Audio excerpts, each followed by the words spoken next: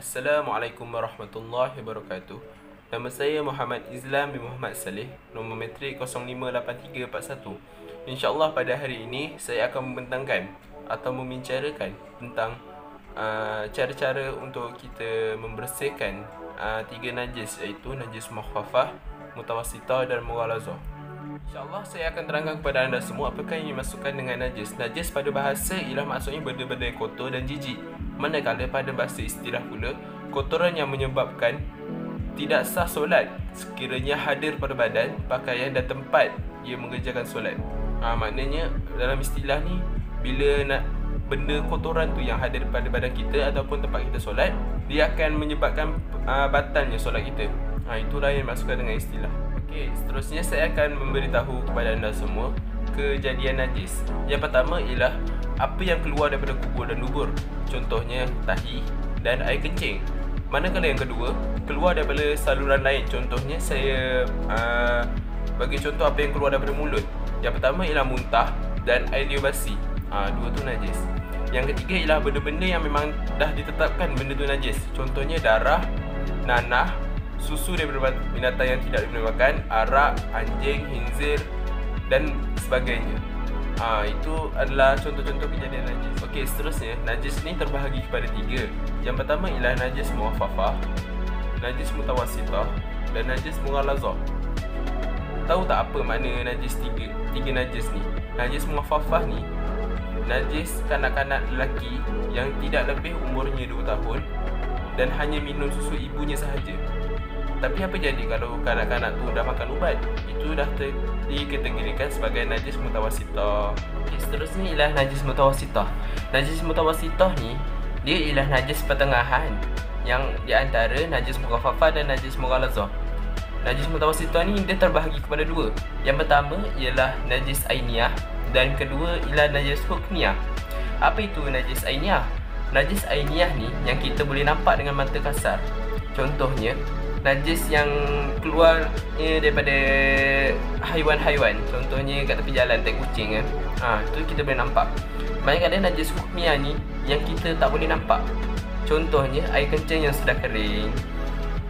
Dan yang terakhir sekali ialah najis yang paling berat, iaitu najis apa? Najis mughalazah. Najis mughalazah ni ada 2 haiwan je, iaitu anjing dan babi, atau yang keturunannya, atau yang dibuat daripada kulit binatang anjing dan babi. Itu ialah najis mughalazah. Seterusnya ialah najis ma'fu. Apa itu najis ma'fu? Najis ma'fu ni ialah najis yang dimaafkan. Contohnya darah atau nanah yang keluar sedikit, ataupun debu dengan air kotor yang memecik pada pakaian kita yang tidak dapat dihindarkan. Itulah najis ma'fu. Okey, seterusnya saya akan membicarakan tentang cara-cara untuk menyucikan tiga najis. Najis mukhafafah, najis mutawassithah dan najis mughalazah. Yang pertama sekali ialah najis mukhafafah. Macam mana kita nak bersihkan najis mukhafafah ni? Yang pertama ialah kita basuh dan bersihkan tempat yang terkena najis tersebut. Yang kedua ialah kita renjiskan air dekat tempat yang terkena najis. Dan yang ketiga ialah kita ambil kain bersih dan lap sehingga kering. Dan itulah step untuk kita bersihkan najis mukhafafah. Sangat mudah. Sebab apa? Sebab najis mukhafafah ni ialah najis yang paling ringan. Cara menyucikan najis mutawassithah pula, yang pertama ialah kita buang dulu najis dari tempat yang terkena kotoran. Maknanya contohnya kita nampak tahi kucing yang ada dekat atas lantai. Jadi kita kena buang dulu najis aini tu, dan kemudian bagi tak ada najis dah ke atas lantai tu. Dan yang kedua, kita basuh tempat yang terkena najis tu dengan air mutlak. Kalau nak pakai tambah air sabun pun lagi bagus, sebab nak bagi wangi dan hilang bau. Yang ketiga, pastikan bahagian yang kita dah basuh tu hilang 3 benda, iaitu bau, warna dan rasa. Itu syarat untuk pastikan kita dah betul-betul sucikan tempat tu daripada najis mutawassithah. Tambah lagi, macam mana kalau kita nak basuh najis hukmiyah, maknanya yang tak nampak. Contohnya air kencing yang sudah kering. Ulama kata disyaratkan untuk lalukan sahaja air dekat atas najis tersebut. Maknanya sampai kalau najis hukmiyah tu tak ada bau, maknanya kita lalukan sahaja air mutlak atasnya. Kalau ada bau, disunatkan untuk lalukan beberapa kali. seterusnya ialah cara-cara untuk menyucikan najis mughalazah. Macam mana cara dia? Yang pertama ialah kita buang dulu ain dia, iaitu buang najis dulu. Sama ada gunakan plastik, yang lebih mudah kita gunakan plastik lah. Kita pakai plastik and then kita ambil najis tu, kita buang terus dengan plastik-plastik tu. Okey, yang kedua ialah kita basuh tempat yang terkena najis mughalazah tu dengan 7 basuhan. Yang mana salah satu daripada 7 basuhan tu kita gunakan air tanah yang bercampur dengan air. Kan ada 7 basuhan. Maknanya satu basuhan tanah dengan air, dan 6 kali tu kita basuh dengan air mutlak. Lepas kita dah gunakan air tanah, kita basuh, and then kita basuh guna air mutlak sebanyak 6 kali sampai warna, bau dan rasa hilang. Tu cara untuk kita menyucikan najis mughalazah.